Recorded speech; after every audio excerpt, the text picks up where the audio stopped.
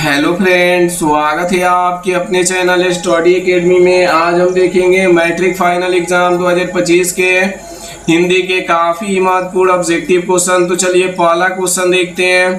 पहला क्वेश्चन काफ़ी महत्वपूर्ण है। अक्षरों की कहानी किसकी रचना है? तो ये किसकी रचना है? तो ये गुणकर मूले जी के है, यानी बी नंबर 100% राइट आंसर हो जाएगा। अब चलिए अगला क्वेश्चन देखते हैं। 2 नंबर क्वेश्चन क्या हो रहा है? नागरी लिपि पाठ साहित्य की कौन सी विद्या है? तो ये कौन सी विद्या है? तो ये निबंध है, यानी ए नंबर 100% राइट आंसर हो जाएगा।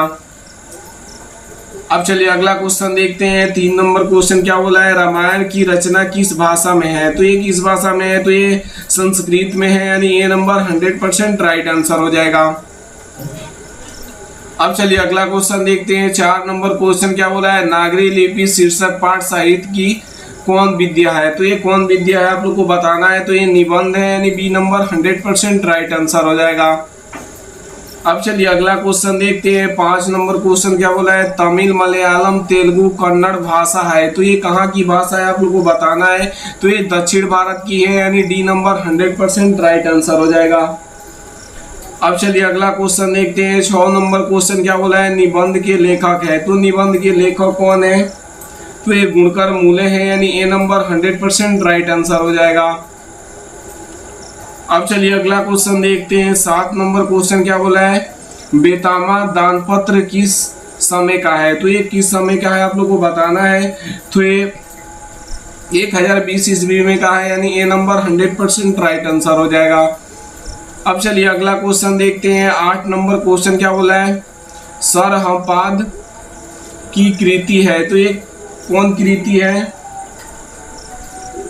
तो ये दोहा कोश है, यानी क्या हो जाएगा? ए नंबर 100% राइट आंसर हो जाएगा। अब चलिए अगला क्वेश्चन देखते हैं। 9 नंबर क्वेश्चन क्या बोला है? हिंदी की आदि कवि है। तो ये कौन है? तो ये सरहपाद है, यानी क्या हो जाएगा? डी नंबर 100% राइट आंसर हो जाएगा। अब चलिए अगला क्वेश्चन देखते हैं। 10 नंबर क्वेश्चन क्या बोला है? हिंदी लिखी जाती है। तो हिंदी कहाँ लिखी जाती है आप लोग को बताना है। तो ये देवनागरी लिपि में लिखी जाती है, यानी ए नंबर 100% राइट आंसर हो जाएगा।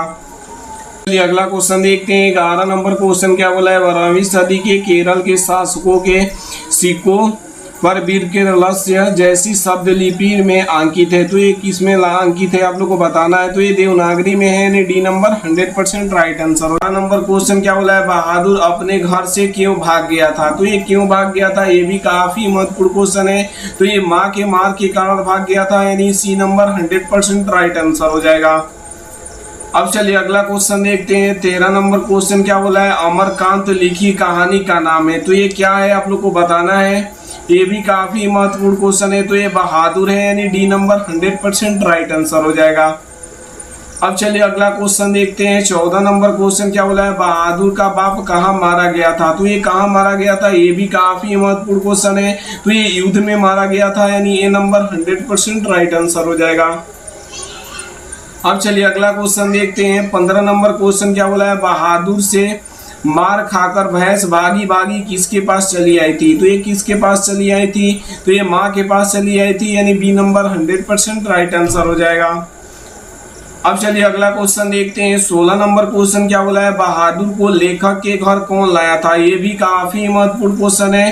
तो ये लेखक का साला लाया था, यानी बी नंबर 100% राइट आंसर हो जाएगा। अब चलिए अगला क्वेश्चन देखते हैं। 17 नंबर क्वेश्चन क्या बोला है? बहादुर पर कितने रुपए के चोरी का इल्जाम लगा था? ये भी बोर्ड एग्जाम में पूछ चुका है, इसलिए आप लोग को याद कर लेना है। तो ये कितने रुपए का चोरी का इल्जाम लगा था बहादुर पे आप लोग को बताना है। तो ये 11 रुपये का लगा था, यानी बी नंबर 100% राइट आंसर हो जाएगा।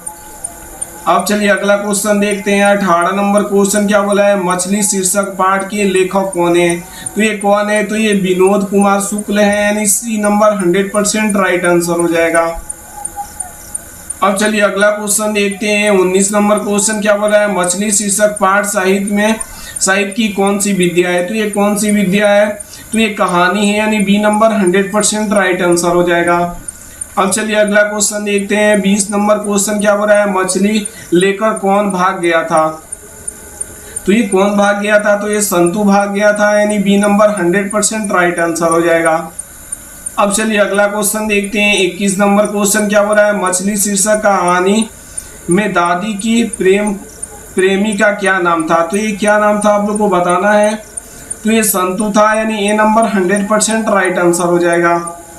अब चलिए अगला क्वेश्चन देखते हैं। 22 नंबर क्वेश्चन क्या हो रहा है, मछली के लिए मसाला कौन पीस रही थी। तो ये कौन पीस रही थी आप लोग को बताना है। तो ये माँ पीस रही थी, यानी डी नंबर 100% राइट आंसर हो जाएगा। अगला क्वेश्चन देखते हैं। 23 नंबर क्वेश्चन क्या बोला है, विनोद कुमार शुक्ल किस कृषि विश्वविद्यालय में एसोसिएट प्रोफेसर थे। तो ये इंदिरा गांधी विश्वविद्यालय में थे, यानी सी नंबर 100% राइट आंसर हो जाएगा। अब चलिए अगला क्वेश्चन देखते हैं। 24 नंबर क्वेश्चन क्या बोला है, पेड़ पर कमरा किसकी रचना है। तो ये किसकी रचना है, तो ये विनोद कुमार शुक्ल की है, यानी ये नंबर 100% राइट आंसर हो जाएगा। अब चलिए अगला क्वेश्चन देखते हैं। 25 नंबर क्वेश्चन क्या हो रहा है, मछली कहानी में किस वर्ग की चित्रण है। तो ये किसकी चित्रण है, तो ये निम्न मध्य वर्गीय परिवारों की है, यानी सी नंबर 100% राइट आंसर हो जाएगा। अब चलिए अगला क्वेश्चन देखते हैं। 26 नंबर क्वेश्चन क्या हो रहा है, लेखक को मछली खाने से किसने मना किया। तो ये किसने मना किया था, तो ये माँ ने मना किया था, यानी बी नंबर 100% राइट आंसर हो जाएगा। अब चलिए अगला क्वेश्चन देखते हैं। 27 नंबर क्वेश्चन क्या हो रहा है, लेखक के घर में मछली कौन खाता था। तो ये कौन खाता था, तो ये पिताजी खाते थे, यानी बी नंबर 100% राइट आंसर हो जाएगा। अब चलिए अगला क्वेश्चन देखते हैं। 28 नंबर क्वेश्चन क्या हो रहा है, लेखक अपने पिता से क्या मांगना चाहता था। तो ये क्या मांगना चाहता था, ये भी काफी महत्वपूर्ण क्वेश्चन है। तो ये मछली मांगना चाहता था, यानी डी नंबर 100% राइट आंसर हो जाएगा। अब चलिए अगला क्वेश्चन देखते हैं। 29 नंबर क्वेश्चन क्या बोला है, विनोद कुमार शुक्ल की का जन्म कब हुआ था। तो ये कब हुआ था, ये भी काफी महत्वपूर्ण क्वेश्चन है, बोर्ड एग्जाम में पूछ चुका है, इसलिए आप लोग को याद कर लेना है। तो ये 1 जनवरी 1937 को हुए थे, यानी क्या हो जाएगा, डी नंबर 100% राइट आंसर हो जाएगा। मिलते हैं अगले वीडियो में।